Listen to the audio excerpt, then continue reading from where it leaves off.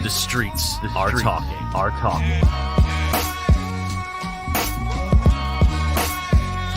You are now listening to The Box Out, Tri-State area basketball talk at its best. And now your hosts, Kahlil Thomas and Jason Cordner. Let's get it.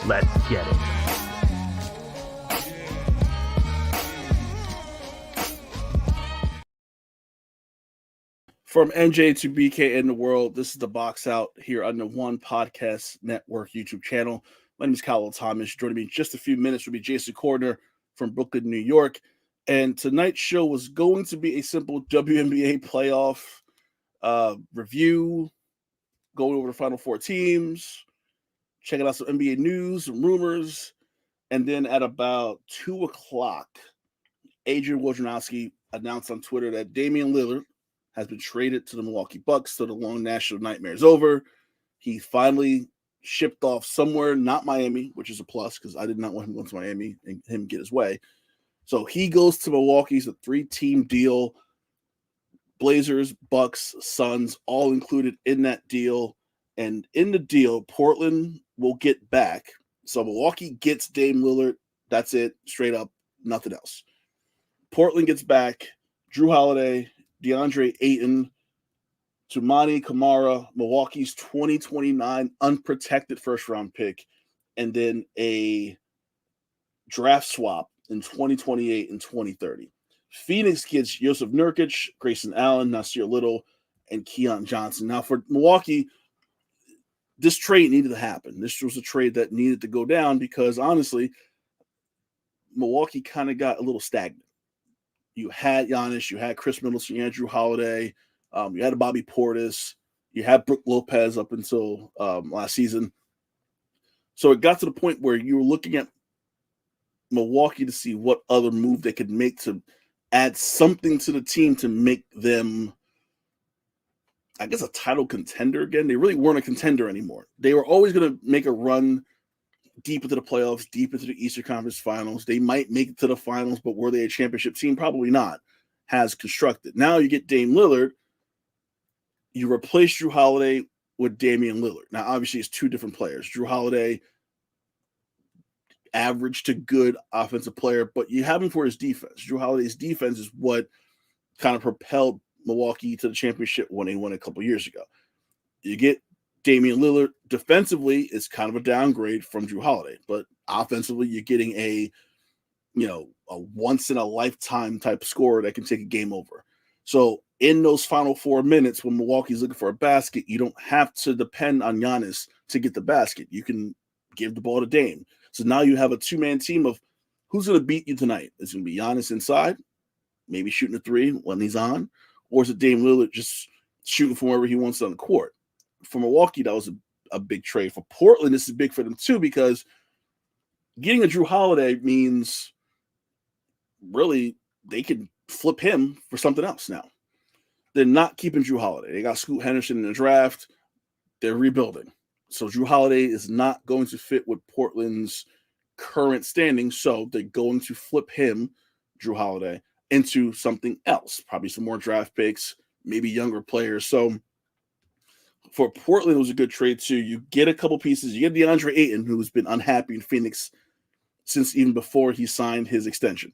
So you get an unhappy DeAndre Ayton, who's still young-ish, to come to Portland. You get Drew Holiday and use him as trade bait to get some more pieces.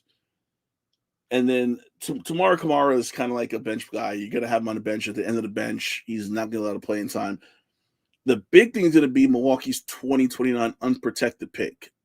Obviously, at 6 years away, no one gives a shit about a 2029 unprotected first-round pick. But down the line, when Portland's deep into their rebuild and kind of close to the end of the rebuild, they're going to probably want that draft pick to either flip for another star player to help finalize the rebuild or use that to get a player to add to be that final piece of the rebuild, whatever the rebuild consists of. Phoenix was added probably for money because I feel like the salaries in this deal probably were all over the place. Phoenix needed bodies. That was the big thing with Phoenix. Phoenix needed the bodies to go with the Kevin Durant, to go to Devin Booker, they didn't have a lot of money. Phoenix is broke. Phoenix has no more money left to spend. So these pieces like a Jokic, a Grayson Allen, Nasir Little, these are not big name players who are making a lot of money. These are players who are making decent money, probably mid-level exception guys who aren't going to cost them a fortune. And it gives them more guys to bring off the bench. You can maybe start a Grayson Allen at the 2. Nasir Little could be a starting 3 if you really need him to. For Phoenix, the problem becomes you lost your center in Ayton. Who plays center for Phoenix going forward? You could do what the Nets used to do with Kevin Durant, and sometimes they might go, hey, KD's going to play the 5. Because we're not talking 1990s NBA, where they're going to back you down and body you. A lot of these centers like to step out and shoot. So Durant playing the 5 is not a big deal because no one's going to go in there and try to bang down like a Patrick Ewing or a Elijah Wan or a insert 90s center here. They could do that. They could go out and get another body. Obviously, it's totally possible, but that's going to be a thing now. They're lacking size. Their depth just got a lot better, but size is going to be the problem now. And you're depending a lot on Kevin Durant, creaky knee and all, creaky lower body and all, to hold up for the entire season, which honestly is not guaranteed. 82-game season, Durant is going to give you at least 60 games, maybe 60 games. So they're depending on a lot, but they're putting a lot of money out for Durant. So they're hoping that he can play 60, 70 games. Don't understand why. Miami did not get Dame Lillard. Obviously, they're probably irritated, but you have to look at the trade on the macro level in this one.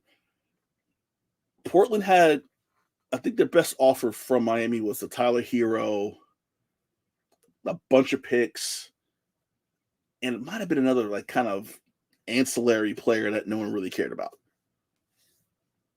With this trade for Portland, they get the first round pick, but they also get a player in Jrue Holiday that if they don't move him right away, could be a good mentor to a Scoot Henderson for the first half of the season. So the trade deadline when the team needs a point guard and you can trade Holiday for more draft picks or more players, whatever case may be. It came down to Portland. What I feel is, do you want is Tyler Hero worth trading Dame Lillard for? Because that's essentially what the trade was going to be. Forget the draft picks. Forget whatever players Miami threw in. Forget any other players that Portland threw in. It was going to come down to, you're doing a Dame Lillard for Tyler Hero. Do you want to make that trade? I think today's trade is a better trade than what Miami offered Portland originally. Now, there were other names. Toronto was mentioned because, Toronto has Pascal Siakam, OJ Anunoby, Scotty Barnes' name was thrown out there, the first-round pick. So if you look at it as a whole, I think Toronto might have had a more appealing offer because they have so many better good players that would fit Portland and what they're trying to do. Scotty Barnes, 2 years in, he's going to be a superstar. I think OG hasn't hit his ceiling yet. He still has a lot. I think Siakam's close to becoming that next wave of Giannis. So if you were Portland and you got that Toronto deal, Toronto has a lot to offer. So you could make a few demands on Toronto. Say, we want picks, but we also want Scotty Barnes. You can't get all 3. You can't get 2 out of 3, but you can say, I want Scotty Barnes or I want Pascal Siakam or an OG or whatever. Toronto package was probably the best one, but I think flexibility-wise for Portland, having a Jrue Holiday, even if they want to move on DeAndre Ayton, they could do that too. I don't know who wants an unhappy big man who averages 9 points and 9 rebounds a game. Beside the point. You could move those 2 guys for more pieces. Jrue Holiday especially. DeAndre Ayton, he might be salvageable in Portland. We shall see, but it's the possibility is there. You could make that move. So for Portland, I think this is a good move. For Phoenix, it's a good move. For Milwaukee, I think they automatically, and according to Caesars, they are the favorites to win the Eastern Conference right now. They're the favorites. I think Boston was the favorite this morning. Milwaukee's the favorite today. Who knows what's going to happen tomorrow? Tomorrow's a new day. Another trade can happen. We still got James Harden lurking, just hanging out, waiting to get traded. So anything's possible. But great trade for all three teams, honestly. I don't think either team will be disappointed with what they got back. I think all three teams should be happy with the trade they made and what they got back. And we shall see how this works. Sammy, what's going on, Sammy? Thanks for watching. Sammy, Suns and Bucks made out. That is true. I think the Suns and Bucks made out. I think Portland did what they had to do. I think Portland had an unhappy player. And Lillard wasn't going to come out and say, now, get me the hell out of here. I think he privately was like, I really want to get out of here. I'm done. I'm done. And they tried to facilitate the Miami deal, but that wasn't going to go down. That just wasn't going to happen. They probably didn't get the offer they wanted to get. And I will give Portland credit. They probably waited on Miami as long as they possibly could. They probably said, we can get this done. We can get this done. And wanted Miami to kick in. Wanted Miami to kind of throw something else. Throw a kicker in it. Throw something else to make it more desirable. And it just wasn't enough. And this deal just came about. And honestly, it worked out for, like I said, all three teams. It worked for all three. Sammy said in chat, yeah, they all got something that they needed. The Suns got some more bodies. Portland got some flexibility in moving pieces. And Milwaukee just became the favorite in the Eastern Conference to win it all. I see Jason coming in. Jason's walking in like an old WWE intro right now. Like Bret Hart walking to the ring right now. Jay, I see you. I see your Brooklyn hoodie. What's going on, man? Not much, man. I can't believe this trade went down, and I can't believe Jimmy Buckets in Miami struck out again. I feel like the window just closed, like completely collapsed on them. Well, I'll say it in the intro. I feel like Portland probably tried to wait Miami out as long as they possibly could, and realized Miami wasn't budging off Tyler Hero, some picks, and like a Duncan Robinson. Right. And Portland's like, that's not good enough. But what were your thoughts when you saw the trade? I texted you at like 2:00. I'm like, I think our show just got real interesting today. Oh, definitely. But I also thought, I was like, damn, what does this mean for Giannis? Now that he's going to stay, like, what is he going to do? And it kind of is a little more interesting for Portland because they got great pieces here. Because you think not only do they get Drew, that they're going to flip Drew, but they got Ayton. We didn't even think, we forgot about all summer that the Suns were probably looking to get rid of Ayton.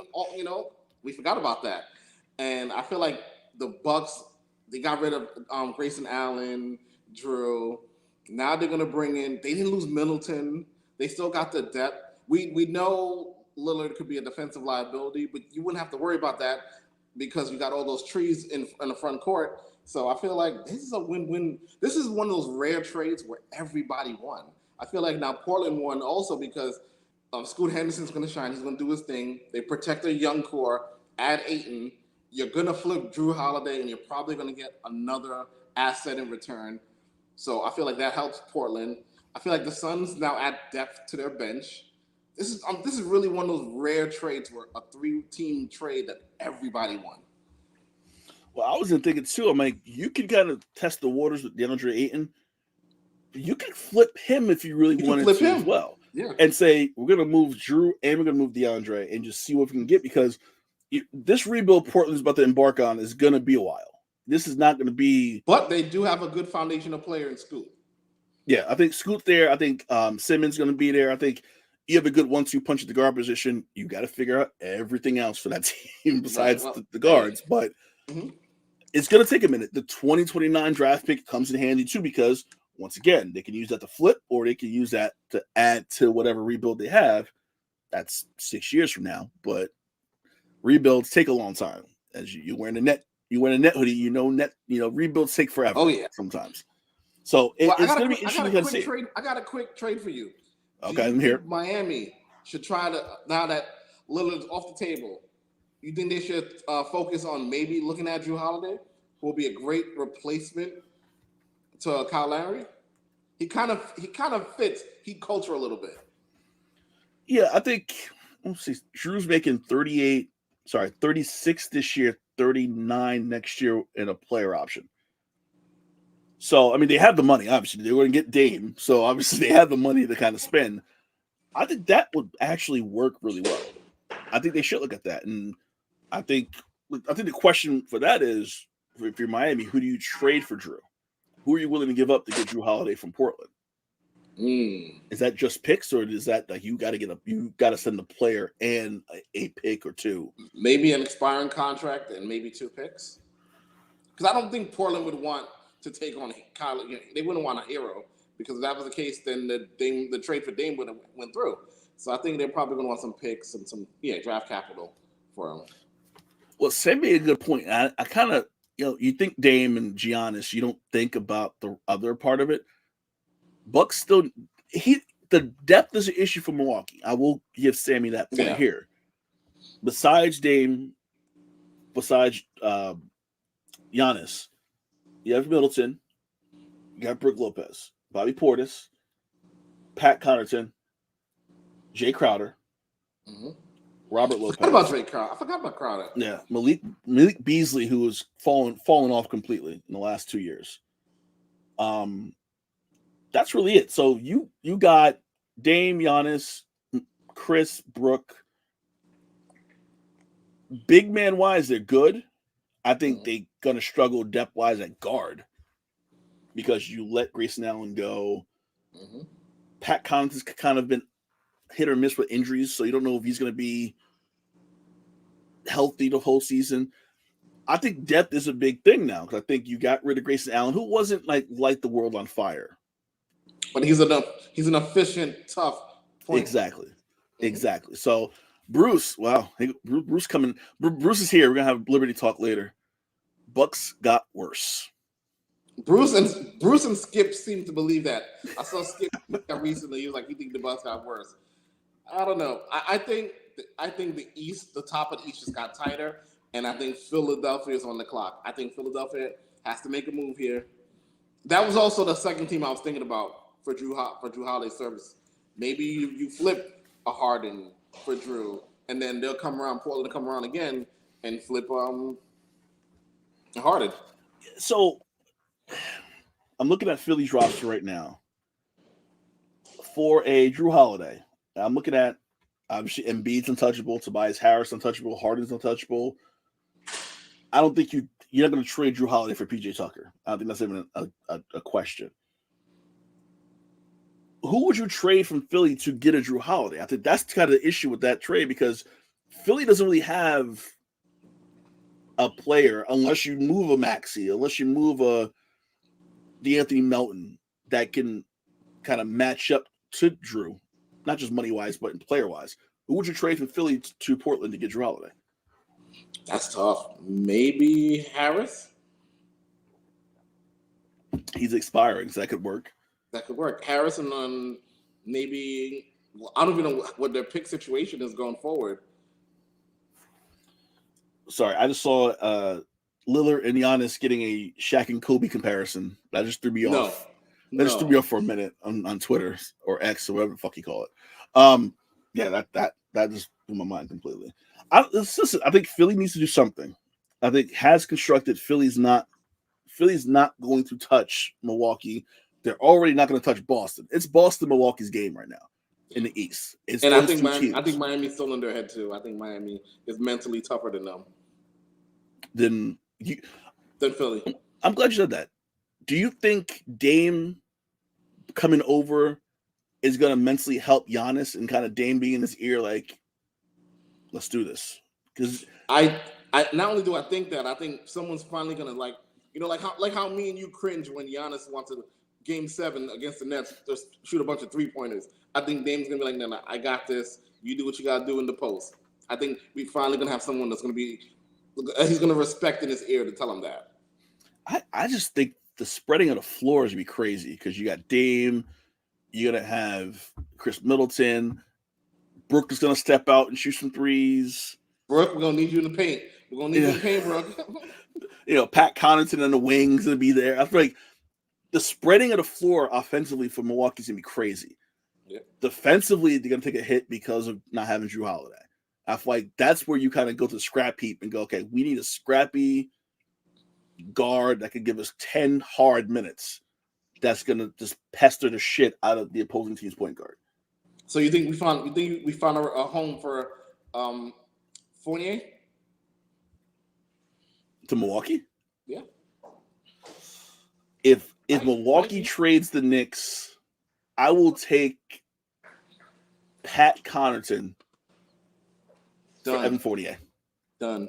Pat Connaughton, that's straight up trade, 1-for-1. Give us Connaughton. You could take Fournier, and we're straight. I'm good at that point. Yep. Done trade. All right.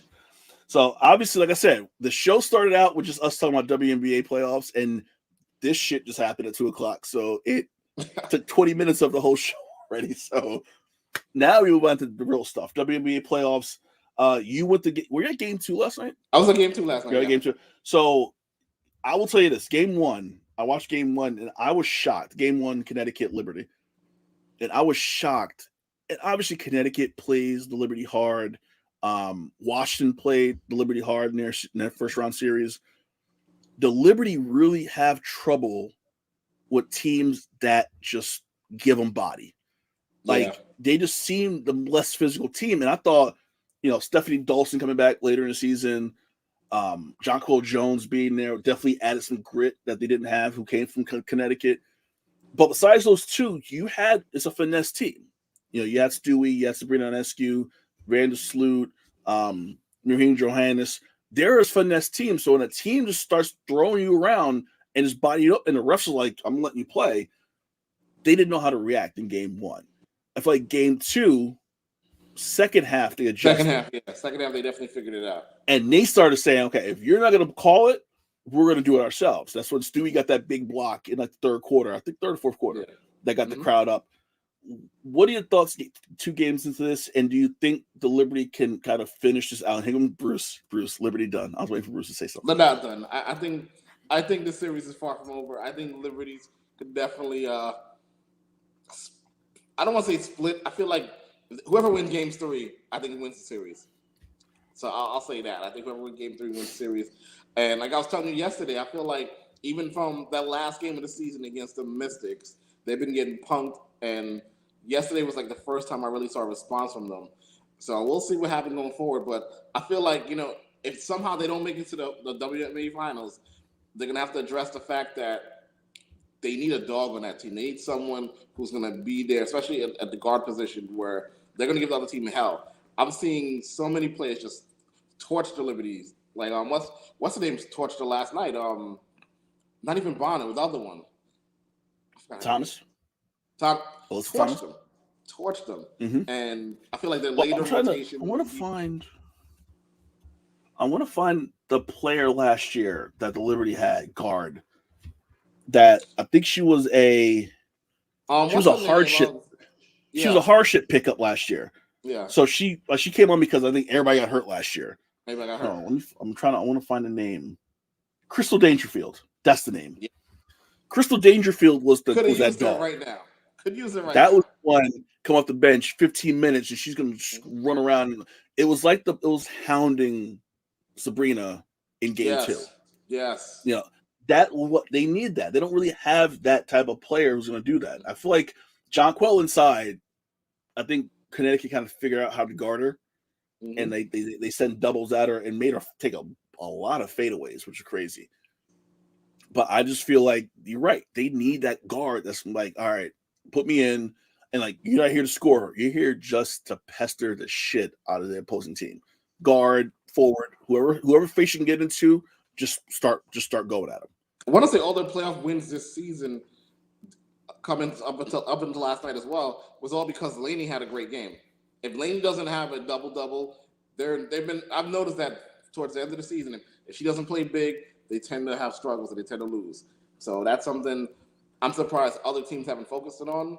Because even when Stewart got the MVP, she had a pedestrian game. She didn't really, take command of the game. So It's really Laney that's been bailing them out in most of their wins the last. Speaking of that, like you said, Breanna Stewart won the WNBA MVP award in a close vote. They said it was one of the closest votes in the history of the league. It was Asia Wilson came in third, which I was like, yeah.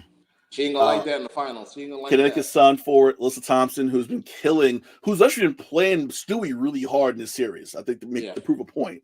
She came in second, Asia came in third. A'ja Wilson's pissed. She played pissed last night. We'll get to them in a second. Bruce in the chat said A'ja got robbed. Do you think A'ja got robbed, or do you think it should have been a lot closer between Stewie and A'ja, because that was the conversation pretty much the whole season? It was Stewie versus A'ja Wilson. I'm gonna say I don't want to say robbed, because the 2 Aces games I saw live, she was a non-factor, and I think that's probably what happened. I think they went to the head-to-head records and they noticed that Brianna had a better series than A'ja, and I think that's probably was the deciding factor to give her the MVP. So Stewie wins her second MVP award. And listen, you were there. I think TV's done it justice. What was the atmosphere? I feel like Barclays has been popping for the last 2-3 weeks. The last 2-3 weeks, it's really been intense. The suites are open, the second upper levels is open, the crowd is into it. Celebrities are coming through, not left and right. I'm surprised to see Alicia Keys, Common, a couple of regulars. That was Mello was there. Remy Ma was there last night. Remy Ma performed last night. So it's definitely, the love is definitely coming out. A couple of our friends chalked that up to the Liberty being the best basketball right now in the city and nothing else going on in baseball, which is that is true. But I think this is their best shot at the championship. Stewart's the first player to ever wear a Liberty jersey to win MVP, so a lot of good fortune is coming along. I didn't realize until yesterday that the Commissioner Cup banner is hanging up at Barclays. Oh, it is. It's there. It's up there. It's Game 5. If they make a Game 5, I'll take a picture. But it's up there. Here's my question. So the Commissioner's Cup banner's up there. So let's say the Knicks win that bullshit in-season tournament thing that they're doing. I think Dame just heard the chances of that. But if the Knicks or the Nets, any team, not just if the Nets win, they're definitely hanging it up. I mean, if the Liberty's hanging up theirs, the Nets are definitely hanging up theirs. Is that really a big deal? The Commissioner's Cup? Well, they kind of made it like a big deal because, first of all, we got to know the track record of the Commissioner's Cup. Has it previewed the finals last year or the year before? No, right? No. But this year we feel like it. The Aces won last year, and I think they beat who did they beat last year? I gotta look that up too. But it wasn't a preview. I forgot who they beat. This year, this the second year this year. This is the second year. Yeah, so last year wasn't a preview. This year definitely could be a preview with the Liberty Aces. So maybe that's why they took it seriously. We'll see. I don't know. It's like hanging up I think if we talk about for the NBA, I think every organization except for the Lakers and Boston will hang a banner. I think Lakers and Boston will not hang a banner. It's like hanging up your Atlantic Division Championship banner. Like you win division, you should hang the banner up. Like who gives a shit? I mean, you're right. Like yeah. But what does division play anyway in the NBA? What? And I think Tampa Bay Rays have the wild card champion banner up. Like what? Like you have a banner for barely making the playoffs? Is that what you're doing? Hey. Like I don't know. Beside the point. In the other series, I thought was gonna be difficult because Dallas played Vegas hard all year. Every time they played, these first two games weren't really that great. To be blunt, 14-point win in game one, a 7-point win in game two, but it felt a lot further out than 7. It shocked me that the Wings it's a young team, so I have to give the Wings a little bit of like it's young. They did play Vegas hard all season. I just feel like the experience of the playoffs is getting to Dallas, and Vegas is like, we're going to take advantage of this young team that it's their first time in the spotlight. I think they're taking advantage of it, and I think they're a little pissed that all the attention somehow got focused on Stewart and the Liberties. So I think they definitely came out a little extra motivated last night. But I think the series is over. I think Dallas gets one game at home, but I think it's over. Yeah, and it's weird. I feel like Ngubawale is not playing her best basketball either, and I feel like they need her to drop at least 20, 25 a game. Yeah. She had 24, but it was like a quiet 24, 9 of 22 shooting from the field. It wasn't a great game. Sabale is doing really well, but they need a Ngubawale. I think maybe being home is going to help, but they need her to come out and they might need a 30-point game from her, just to be like, I'm gonna put this team in my back. And just go and play. I think that's the biggest issue they have right now. And Natasha Howard, I forgot She was a Liberty player last year. I miss Natasha Howard. I think Natasha Howard and John Cole Jones would have made for a great inside combo this season with Liberty. I agree, but hey, when you had Stewie, who I did not realize was from Syracuse until I saw Jim Boeheim on the tribute yesterday. I was like, he's taking credit for her. Great. Yeah, of course. Jim Boeheim's gonna take credit for everybody from Syracuse, the ball boy, everybody, because he's a piece of shit. Anyway, Golden State Warriors close to bringing an expansion franchise, so WNBA, to the Bay Area. So the Warriors, we've been talking about this for a couple of years, how we want expansion in WNBA. Golden State looks like they're close. So Golden State right now in the West. In the East, I'm still shooting my shot for the Houston Comets rebirth. I'm still shooting my shot for that. I think that should come back. I wouldn't be mad if they brought back the Cleveland Rockers. I'll be okay with that as well. But I think they need for, I know Dallas and the Wings, the Mavericks and the Wings now have they're kind of a partnership, and the Cubans not buying them, but they're going to be more involved with the Wings and helping them get facilities, stuff like that. The Warriors are now going to be kind of part of that franchise. You see Joseph Tsai with the Brooklyn Nets and New York Liberty. We need more NBA franchises to kind of take a hold of a franchise. We got you. We're going to bring you into the family, into the umbrella, and give you those resources that NBA teams have, because there's so much money being made in NBA right now. I totally agree. Oh, one last thing about the media yesterday at Barclays. First time since I've ever covered the New York Liberty, and I'm track record, Westchester, the Garden, all over. I've never seen regular news press as well as ESPN elites. It was really top tier, and they're like, when I saw, I love how you just said ESPN elites. ESPN elites, it was I was like, where you guys been at? You guys are not going to come because it's almost to the finals. Now you guys want to come in here and hog up all the media credentials. It was really intense last night to see what's his name on Channel 4? Bruce Beck. He was there. And Bruce Beck was there? He was there. We was chopping up about Knicks basketball. We was chopping up about Big East basketball, and just how he says he credits the Liberty popularity because of pretty much everything that's going on that they've been through in terms of the Knicks management didn't want them. They went to Westchester, didn't really have that fan base. They come to Brooklyn. Brooklyn's starving for a winner. The Nets kind of slippery slope. Brooklyn's starving for any competitive basketball right now. Pretty much. But yeah. But I was surprised to see him there. Yeah, quick shout out. Listen, it's like that. I'm telling you, no one gives a shit about WNBA until it starts to matter. Right. And then everybody says, we're going to talk about it on Around the Horn today. And it's like, you don't give a shit. I think it will take the Liberty being a New York team to win it to really start the change. Well, I know Nets Media Day is on Monday. So I'm curious. Is it this Monday or next Monday? I think it's this Monday. Oh, right, you're right. Monday's the second. Yeah, you're right. Yeah, Monday. Yeah, Monday. I think NBA Media Day. I think every team has a media. That was also the conversation, the topic yesterday. Yeah. So it's gonna be interesting to see what they say if they mention hey, how do you feel about the Liberty kind of taking over? Well, shout out to Bridges. He's at every game rocking a Liberty's jersey. He's really embracing that he's Mr. Net right now. I'm not gonna lie. I think it's time for me to buy a New York Liberty jersey.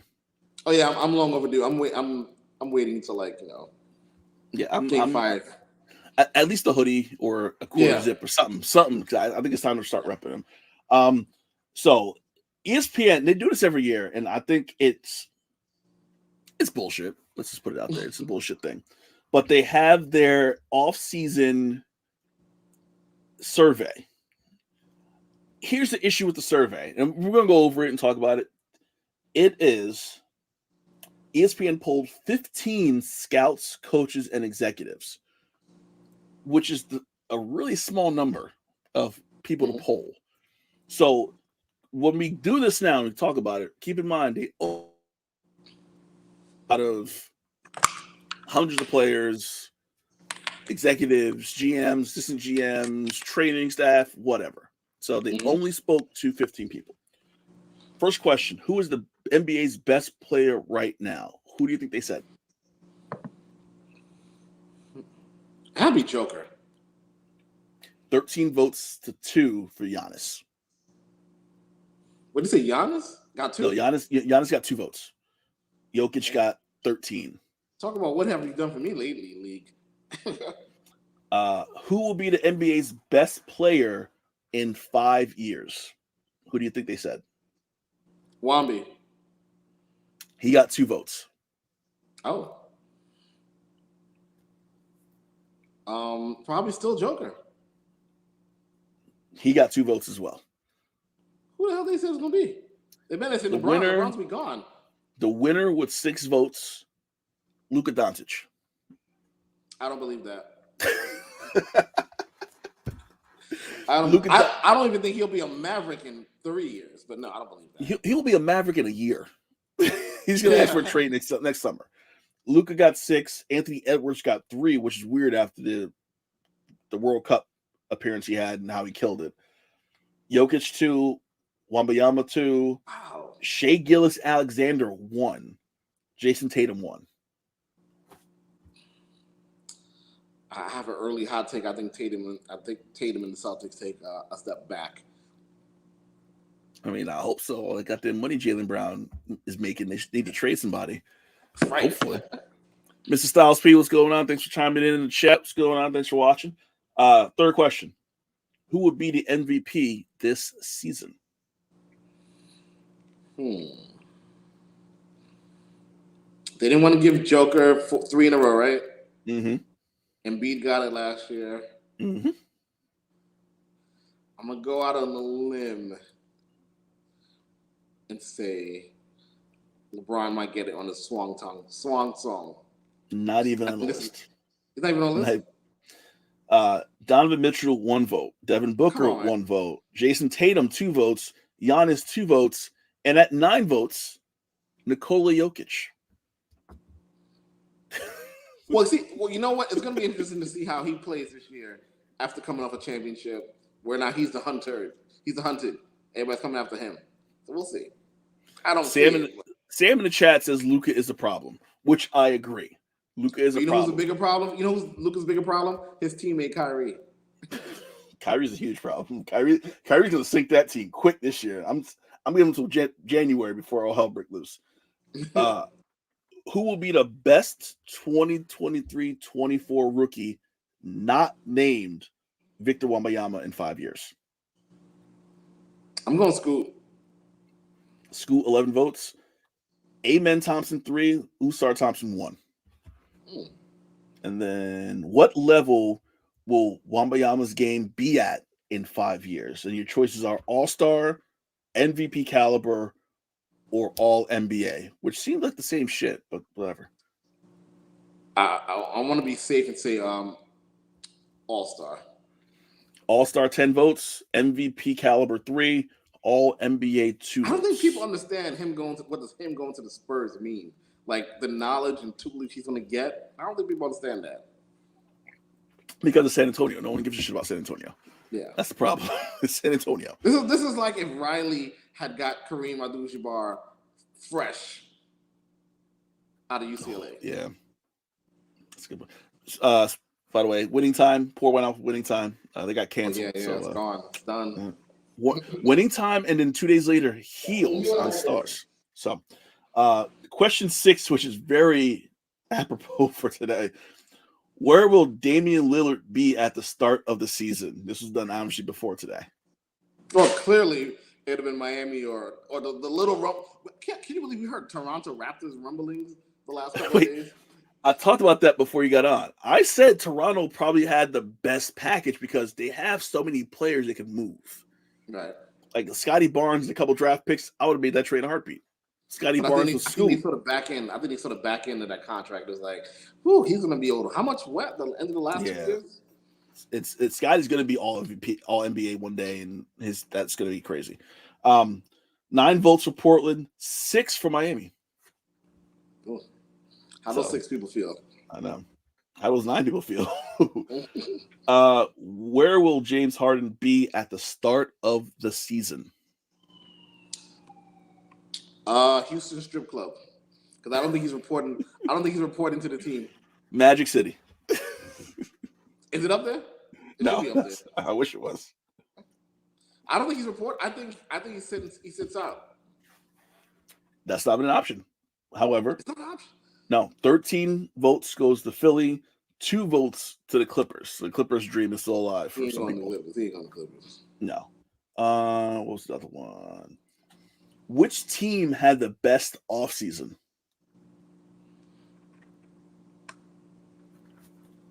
I guess I would say the Bucks, but They're up here. Obviously, this was done before today, but they're up here. you know who I think? You know who I think Loki had the best offseason? Houston.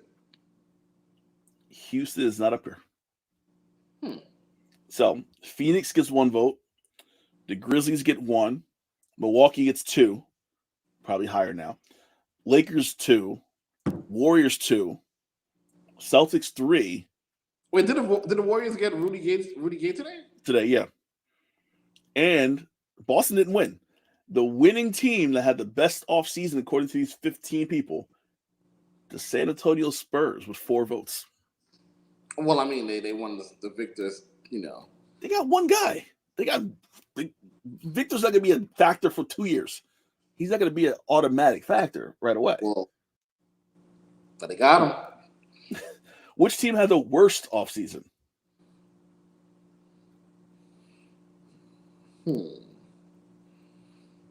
I want to be a villain and say Portland. Not on the list. What about Atlanta? Not on the list. God damn. One more guess. Clippers? Clippers not on here either. Damn. Wizards 1 vote. Suns 1 vote. Houston is on the list. 1 vote. Bulls 1 vote. Heat 2 votes. Sixers 4. Raptors 5 for losing Van Vliet. Wait, so the Knicks are now on the list? Nice. Knicks are on the list. I mean, we didn't do anything. We got DiVincenzo. That's all we really did. Yeah, here goes Style Pay. Knicks. Yeah, we should be on the list, honestly. We didn't do shit. Nah. We still have no money. What was the most surprising move of the offseason? Besides today. I would have said Marcus Smart. That one. Smart Porzingis trade, 7 votes. CP3 to Warriors, 4 votes. Houston spending spree, 4 votes as well. What was the most, well, this is for us, really. This is for the geeks. What was the most impactful change to the collective bargaining agreement? Obviously, you had a bunch of different things. In-season tournament, all those things like that. But I'm just going to say it. In-season tournament 1. New salary floor rules 2, which should be a lot higher. Making teams spend money is more important than anything else. New extension rules were 2, and the second apron 10, meaning that the teams that go over the luxury tax set 2 times, more than 2 times, get hit like triple in penalty. So that's the geeky shit, the geeky question for us. Who will win the East, the West, and the title? Take the East first. Oh man, I guess I'll say Bucks by default. Bucks 6 votes, Celtics 9 votes. I think that might flip today. That's flip flopping now. Yeah, the West. I still like Denver to come out the West. Denver 10 votes, Phoenix 3, Golden State 2, and who wins the title? Based on before today. Yeah, caveat that. Wait, say it one more time. What team wins the title? When's the last time we had a repeat? The Warriors? Yeah.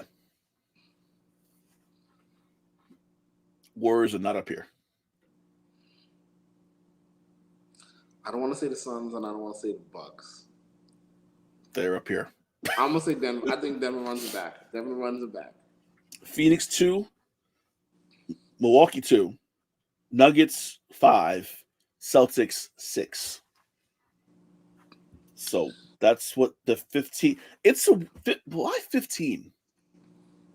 it just seems like a real random number of people to just be like, yeah, we need 15 people to vote in this thing. Like, I don't understand their logic on ESPN. Like most things. So, our last topic today, we got to talk about college sports because it's fucking chaos right now.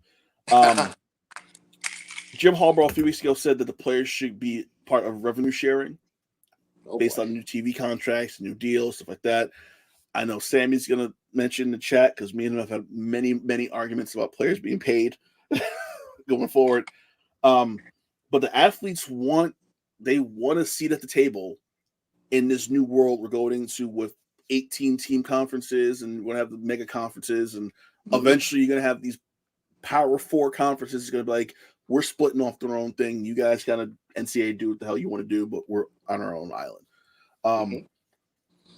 Is something like that possible in college sports, of having the players kind of not be, they can't be part at the table, the CEOs and the presidents, but they could be shareholders in what's going on in college sports because there's so much money being thrown around now? I think they definitely deserve a seat at the table, and the money is only going to keep going up. NCAA tournament generates billions. College football generates. We know what college football does.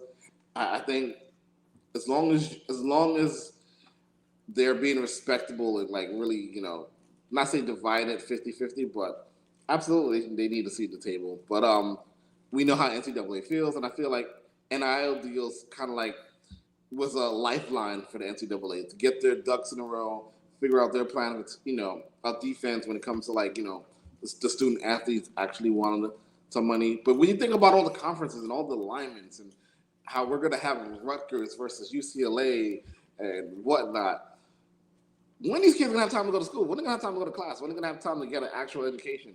It's starting to feel more and more like a job, and they should be compensated for it.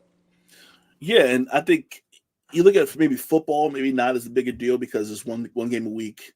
But in basketball too, I mean, they're like basketball's like 2 games a week, 3 games a week. Football, 1 game a week, so it's not as bad. But we're talking about like men's soccer, women's gymnastics. Like we're talking about Rutgers having to go up to Oregon for a gymnastics meet in the middle of the week. It's like And like the Duke quarterback who went on TV after they beat Clemson said, "Hey, can I get an extension on my paper?" And the professor's like, "No, it's due tomorrow." That's gonna happen. Not every school is gonna be like Alabama and go, "Don't worry about it. You can get an A no matter what." Like you said, no one's going to class. No one's gonna get an education. The student athlete, the student part becomes this kind of like you're a student, but you're not really a student. Let's be honest. Right. I think that's the issue now. I feel like because of that reason, because they're in a lot of schools, and I tell my friends this, I'm like, a lot of schools don't want the players to like go to class. They don't want them to focus on school. They want them to focus on read that playbook, or go to practice, or go get treatment, or go do X, Y, and Z. So why not have them get some money out of it? Because you're fucking up the diploma anyway, because they're not going to get it because they're not going to class.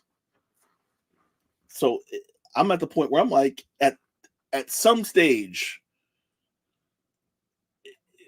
I get the scholarship thing, and that's the argument everyone makes. Like, oh, they're going to get a scholarship and get a free education. And dirker. I get it. But in 95% of the situations, yes. But 5% in the SEC and the ACC and what used to be the Pac-12 now is the Pac-2, the Big 12. They don't care about you going to class. They care about you going there playing ball, basketball, and football, and getting the hell out of there and being drafted. So the clout of the school goes up. Not so much for you, but they say, hey, we got 7 guys drafted last night. They want that. Not so much you getting drafted, but it's about the school getting drafted to the NFL and NBA. Yeah. I was thinking about that, David. I was thinking about that Steph Curry documentary on I think it was Apple or whatever, and I didn't realize how much he gave back to Davidson and how much Davidson pretty much recruiting wise later on, pretty much because of one player, and I kind of like put that program on the map. And like you said, like the student athlete, it's such a blurry line, but at the same time, I'm just not a fan of all this like mega groups coming together, and now it's just diluting the whole student athlete experience, the student experience per se. Well, I went to the Morehouse Albany State game at MetLife, the HBCU Classic, 2 weeks ago, and I spoke to the Morehouse coach and asked how important is it for the players to get that experience of being a student athlete, not so much the athlete part, but getting the whole experience of being a student. And the coach said it's important because we want to be well rounded. It's not just about playing football at Morehouse. It's not just about playing sports. It's about the college experience, hanging out, going to class, doing homework, going to parties, making friends. Like they wanted to experience the entire college experience, not just get up at 6 o'clock, go work out, go to class, go to practice, blah, blah, blah. I think that's what's being lost. I feel like these athletes aren't able to be college kids. Matt Leinart stayed in college another year just this experience. He had one class. I think he had ballet or some bullshit class like that. He wanted to stay. Like, I would have done the same thing. Yeah, he wanted to stay in college. He's like, after the season's over, I think I'm done. So I can hang out in my off-campus apartment and chill. That's not a thing anymore. They're not allowed to be students. They have to be athletes first, and the student thing is when you get time to do it. Now, do you think that's also why an HBCU doesn't put the emphasis on those, we got to build up Morehouse football, things like that, because they know that's not what they want our kids to be. They want our kids to be productive members of society going forward, with sports or without sports. I think that's why they do it. I feel like, one, they know that you're coming from Morehouse, you're coming from Howard, you're coming from Hampton, Morgan State, Virginia State. You're not getting drafted. Like it is what it is. So you're here to play football, but you're here to get a degree and be a well-rounded individual, whether it be male sports or female sports. You're here to be a well-rounded individual. That's where they push it so much. I think that's why I feel like I've gotten more into HBCUs the last couple of years. I feel like they represent what being a student athlete is, because there's no money being thrown around. No, there's no big coaches getting paid. I know Dion got paid, okay at Jackson State, but there's not a lot of money being thrown around. There's no conferences, no TV money. They're trying to get on TV when they could. They go to New York when they could. They do what they could. So it just feels like a real experience of college athletics than just money at this point. I think we lost Jason. Jason froze a little bit. Styles P. Well, wouldn't the experience be more enhanced now that they're getting paid? Yes and no. I feel like the experience will be enhanced because they're almost playing for money. The schools make so much money. I think Texas a couple years ago made like $64 million in revenue. Profit off football.